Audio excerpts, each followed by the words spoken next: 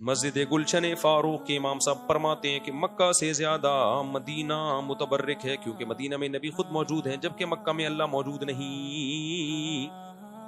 دیکھو مدینہ میں وہ جگہ جہاں پیغمبر دفن ہے، اس جگہ کے بارے میں تو تقریباً امت کا اجماع ہے کہ پوری روئے زمین میں سب سے افضل وہ جگہ ہے، لیکن پورا شہر مدینہ شہر مکہ سے افضل ہے، اس کے بارے میں جمہور کی رائے یہی ہے کہ شہر مدینہ شہر مکہ سے افضل ہے۔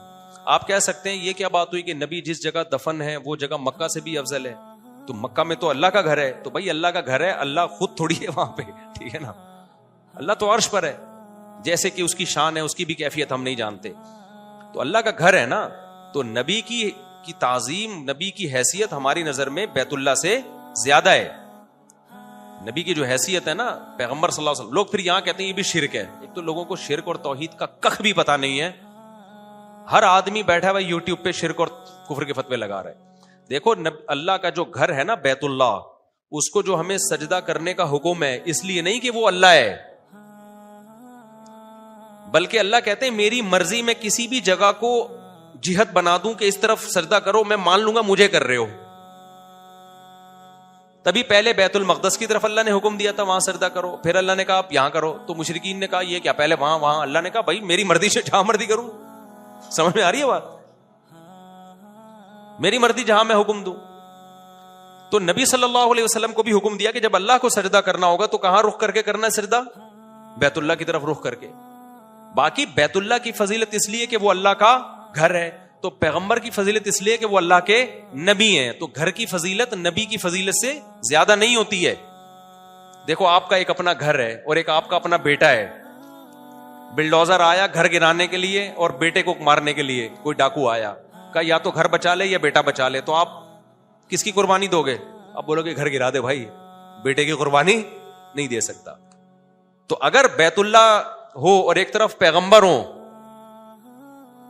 دونوں کو خطرہ ہو، تو جس کے دل میں بھی ذرا سی ایمان کی رمق ہے وہ پہلے بچانے کی کس کو کوشش کرے گا؟ سید الانبیاء کو بچانے کی کوشش کرے گا۔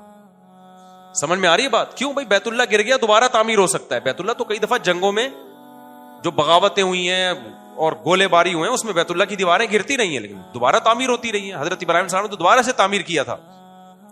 تو خدا نہ خواستہ بیت اللہ کی فضیلت کو کم کرنا مقصد نہیں ہے، لیکن بتانا یہ کہ یہ جو لوگ کہتے ہیں نا کہ نبی کو اگر بیت اللہ پہ فضیلت دے دی تو شرک ہو جائے گا، شرک جب ہوگا جب نبی کو اللہ پہ فضیلت دینا شروع کر دو آپ، پھر یہ کفر ہو جائے گا۔ تو نبی کو اللہ پہ کوئی فضیلت نہیں دے رہا۔ تو جمہور کا عقیدہ یہی ہے کہ نبی صلی اللہ علیہ وسلم جس جگہ دفن ہے وہ جگہ بیت اللہ سے افضل ہے۔ اب یہاں ایک سوال پیدا ہوتا ہے جب وہ بیت اللہ سے افضل ہے تو پھر طواف اس کا کیوں نہیں کر رہے؟ بھائی طواف وہاں کیا جائے گا جہاں اللہ اجازت دے گا، نبی کا طواف اس لیے نہیں کہ تو شرک کا ذریعہ ہے نا، کیونکہ لوگ پھر یہ سمجھیں گے نبی ہمیں دیتے ہیں، تو نبی تھوڑی دیتے ہیں، جبکہ بیت اللہ کی چار دیواری کے بارے میں کوئی عقیدہ نہیں رکھتا یہ دیواریں ہمیں دیتی ہیں۔ نبی تو ایک انسان ہے نا، تو وہاں شرک کا خطرہ ہے اس لیے وہاں پابندی لگائی ہے، اور بیت اللہ تو ایک پتھر ہے بے جان، وہاں شرک کا خطرہ نہیں ہے۔ کسی کو یہ یقین نہیں ہو سکتا کہ یہ بیت اللہ ہمیں دیتا ہے، بھائی یہ تو اینٹیں ہیں تو سعودی گورنمنٹ نے لگائی ہیں، اس کے پردے ہمیشہ چینج ہوتے ہیں، ٹھیک ہے نا، یہ تو اللہ نے کہہ دیا تو ہم پھر۔ اور اللہ نے یہ کیوں کیا؟ اللہ نے اس لیے کیا کہ ہر محبت کرنے والے کو محبوب سے ملنے کا شوق ہوتا ہے، محبوب کے چوکھٹ پہ جا کے بھیک مانگنا اس پہ فخر کرتا ہے وہ۔ تو اب عرش پہ تو ہم جا نہیں سکتے، تو اللہ نے کہا کہ میرے گھر پہ جس نے آنا ہے تو وہ لوکیشن کیا ہے، گوگل پہ لکھو گے اللہ میاں کا گھر کہاں ہے، گوگل بتائے گا یہ اللہ میاں کا گھر۔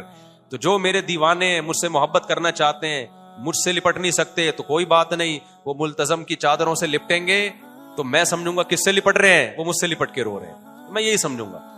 تو اس لیے اللہ نے بیت اللہ کو بنایا تاکہ ہم اللہ نبی سے محبت کا اظہار تو مسجد نبی میں جا کے کریں گے نا، اللہ سے محبت کا اظہار کہاں جا کے کریں بھائی ہم؟ تو اللہ سے محبت کے اظہار کے لیے اللہ نے اپنا گھر بنا دیا۔ سمجھتے ہو گے نہیں سمجھتے؟ تو اس لیے وہاں جایا کرو، ملتزم سے لپٹ کے رویا کرو، رخسار رکھا کرو بیت اللہ کی دیواروں پہ، اس سے بہت اللہ کی محبت پیدا ہوتی ہے اور اللہ کو وہاں یہ ادائیں پسند ہیں۔ وہاں جا کے بھی بس سیلفی میں لگا ہوتا ہے ہر وقت نا، مسکرا رہا ہوتا ہے اس اسٹائل سے، عجیب مصیبت ہے یار۔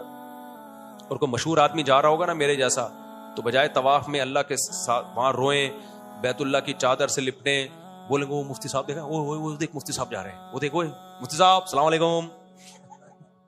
مجھے پھر وہاں بڑا غصہ آتا ہے یار کہ تم اللہ کو چھوڑ کر یہاں کس کی طرف لگے ہوئے ہو؟ مفتی صاحب کو چھوڑ دو تھوڑی دیر کے لیے, مفتی صاحب کو بھی چاہیے ان لوگوں کو چھوڑ کے کدھر, یہ بہت بڑی جگہ ہے بھائی, اللہ نے اس کو کیا کہہ دیا ہے, میرا گھر ہے. او ہو کتنی بڑی فضیلت ہے یار. ہم پیغمبر کو کیوں مانتے ہیں؟ اللہ نے کیا کہا, میرے نبی ہیں, میرے نبی, ورنہ تو آپ محمد بن عبداللہ ہیں بھائی, قریشی ہاشمی ہیں, بس اس سے زیادہ کیا حیثیت ہے. لیکن اللہ نے جب یہ کہہ دیا کہ یہ عام انسانوں کی طرح نہیں ہے بلکہ میرے پیغمبر ہیں, میرے قاصد ہیں, میرے سفیر ہیں, بس اب قصہ کیا ہو گیا, ختم.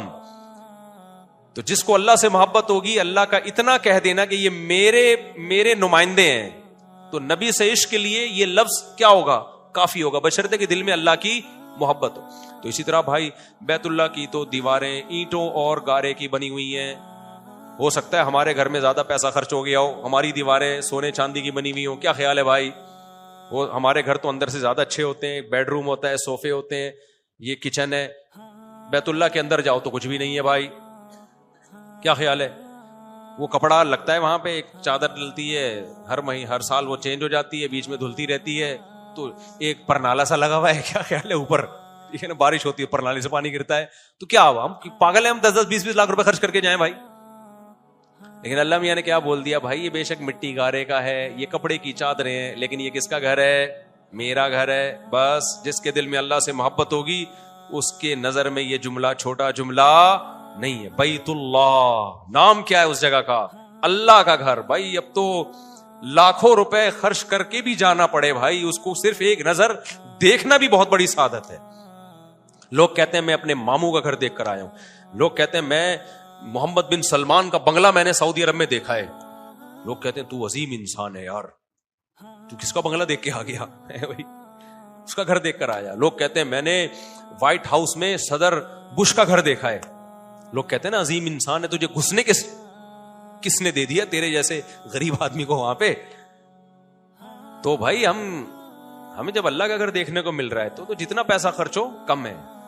پھر صرف دیکھنے کو نہیں مل رہا, طواف بھی کرنے کو مل رہا ہے, اس کی چادروں سے لپٹنے کا بھی موقع مل رہا ہے, اور اس کی دیواروں سے رخسار لگانے کا بھی موقع مل رہا ہے, اس کی دیواروں کو چومنے کا بھی موقع مل رہا ہے. تو اس میں خدا کی قسم 25-30 لاکھ کی بھی کوئی حیثیت نہیں ہے, 25-30 لاکھ کی بھی کوئی حیثیت نہیں ہے, بشرطے کہ دل میں اللہ کی محبت کی چنگاری ہو. وہ نہیں ہے جیسے کافروں کے دل میں نہیں ہوتی, تو وہ حیران ہوتے ہیں یار یہ مسلمان پاگل ہیں, لاکھوں روپے خرچ کر کے جا رہے ہیں اور جا کے طواف کر رہے ہیں, اور کتنے وہاں پر رش ہوتا ہے. اور بقرعید کے دنوں میں جب 3 دن طواف ہوتا ہے, جو اصل طواف ہے حج کا, اس میں تو پاؤں رکھنے کی جگہ نہیں ہوتی, کیسے لوگ پس رہے ہوتے ہیں اس میں, اور 20-20 لاکھ روپے 15-15 لاکھ روپے خرچ کر کے جا رہے ہوتے ہیں. تو جس کو یقین نہیں ہے بھائی اللہ کا گھر ہے, اس کے لیے تو یہ سب بے وقوف ہیں. اور جن کو یقین ہے کہ یہ اللہ کا گھر ہے, تو ان کے لیے بھائی پوری 4 دیواری میں ایک اینٹ بھی رکھی ہوئی ہوتی نا, ایک اینٹ بھی, وہ بھی کافی تھی.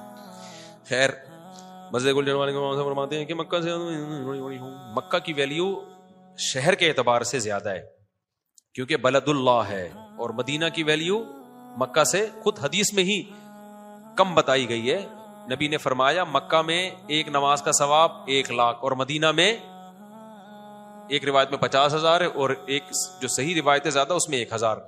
تو فضیلت تو دونوں کی ہے بھائی, دونوں میں ایک الگ ہی اللہ نے ایک سکون رکھا ہے.